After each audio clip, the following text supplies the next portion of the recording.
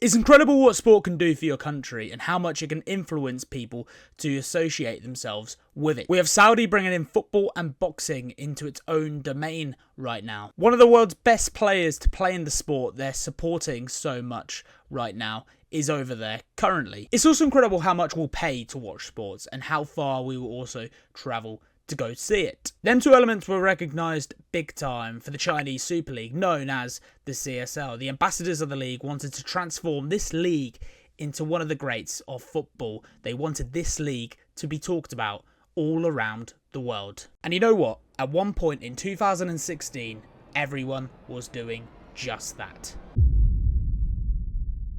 Succeeded significantly through investors for sure. But in 2011, Xi Jinping, who is the current Chinese president right now, outlined his vision to make football popular for not only China, but for the whole world. He wanted China to not only qualify for the World Cup, but also to host the tournament as well. And he even went a step further and dared to vision them lifting the trophy too. These are high standard objectives. Winning the World Cup is something my own nation, England, haven't done since 1966. Xi Jinping wanted this all achieved by 2050. And we're 25 years away from that happening. Things haven't really progressed massively yet. After all, China last qualified for the World Cup in 2002. The president had to start from the bottom level. He put football in the light more in the school's education system. It's all about the grassroots level as well, you know, the beginning of that certainly in China. You know, if children know they're good at football, they'll only know from playing it at a very young age, and they have that chance and opportunity here to do that in schools. The next thing in 2011 was to make the Chinese Super League an actual Super League, you know, get it a well-known league, copy the Premier League's model as such, you know, try and get that same level of demand that we all have for the Premier League for the Chinese Super League. He basically wanted the league booming. He knows how much the world loves football, and he also knows a competitive league model with big names playing in it can certainly subsidise a country's economy. So he gave teams money to spend, and he also tried to create this anti-corrupt movement in Chinese football. Yeah, corruption damaged this sport big time in this country. Teams were only staying up at one point through agreements by the club and the referees. There was evidence of match fixing, and there was also bad financial moves coming from a lot of club owners. Football just wasn't taken seriously. Take the 2011 to 12 season for instance. We started off with 16 teams but ended with 15. It should be ended with only 14. Only one club got relegated that season, and that was due to the club Dalian Shide FC, known as Dalian Wanda at the time. They ceased to exist due to financial problems. The Chinese FA had had enough of this football club, and this wasn't just one small football club, this was a footballing great, a footballing giant that were winning league titles at the time in the league. A few years before this, previous club owner Xu Ming had left this club in poor financial issues, and it left the club, sadly, like I said, ceasing to exist. The club owner also got arrested. And like I said, this team were winning league titles. They were footballing giant.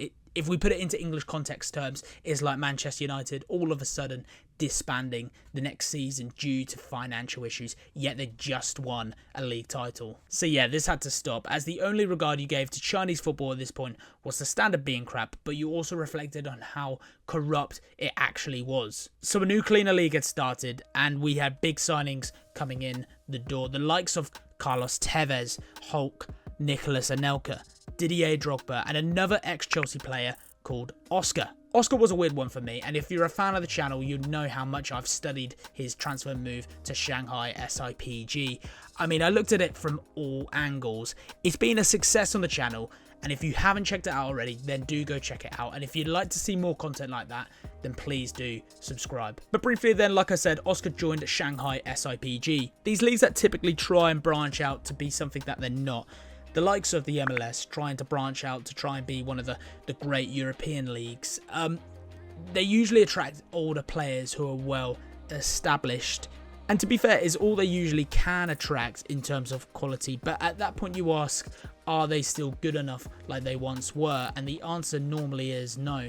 But I think it showcases how poor the standard of the league is. You know, overall, them older players that go to the MLS, the likes of Zlatan Ibrahimovic, the likes of Wayne Rooney, they can thrive there. It fits their own agenda. They can be the best in a league. It just might not be one of the big European ones. Oscar joined Shanghai in his peak though, and he's still today the most expensive player to ever join the Chinese Super League, a fee around 60 to 65 million.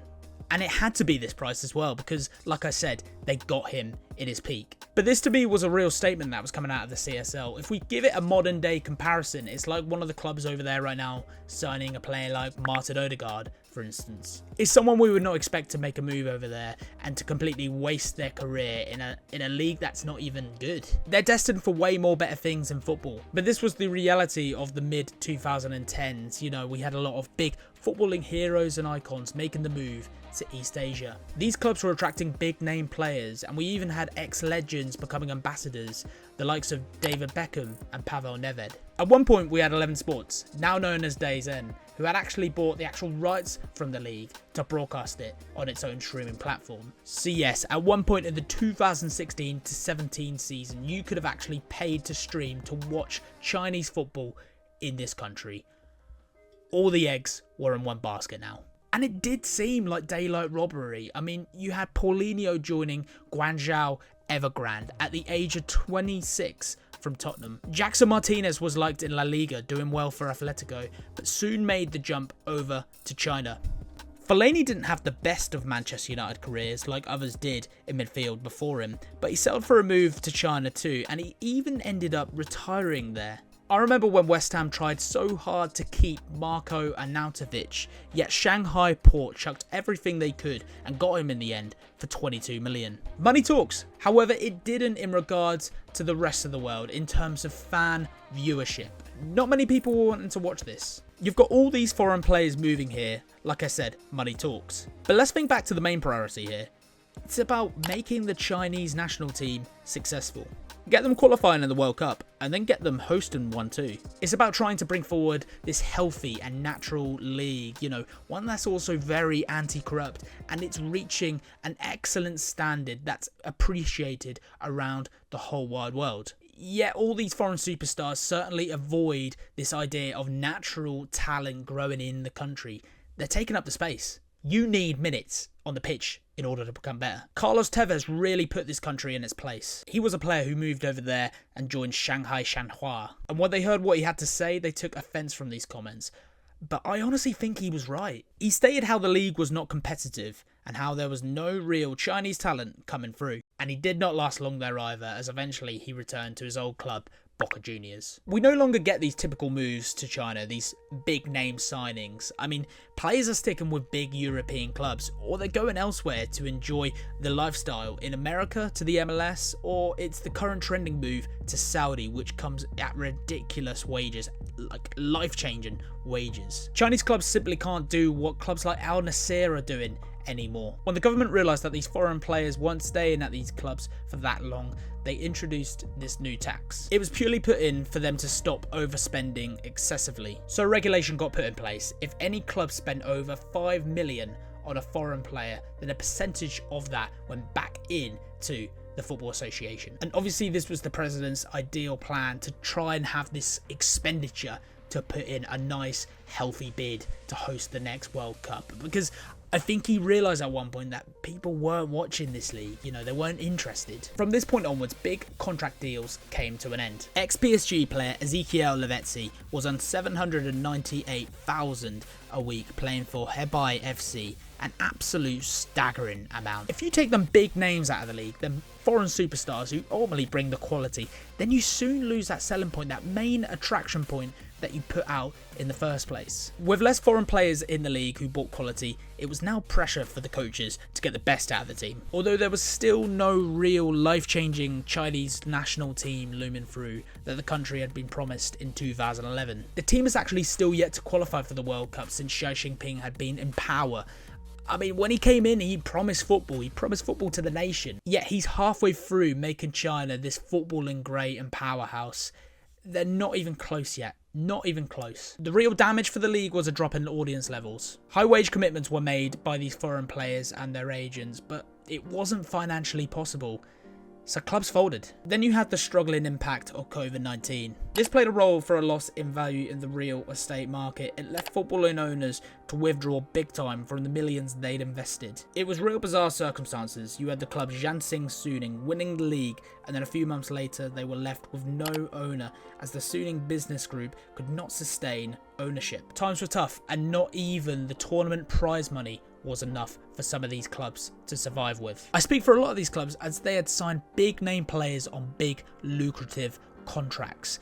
They had to stick with it, and when they had that big financial stress coming through, they had to release these players. They couldn't pay the wages anymore, and even by that point a lot of the players had already decided to go themselves, as this wasn't a good league to be a part of. The standard isn't good, and at this point the league is folding itself. Clubs are going. The Chinese Super League has seen the very best and also the absolute worst case scenario possible in the space of just 4 years. In terms of the national team itself, well, it's very far away from achieving qualification to the World Cup, let alone actually winning the tournament itself. If anything, the women's national team has progressed a lot further than the men's in recent years, as they sit in 17th in FIFA rankings. For the men's, well, you'd have to go all the way down to 90th to find their own ranking. Sometimes it's never fixable. Is it ultimately down to the culture of the country?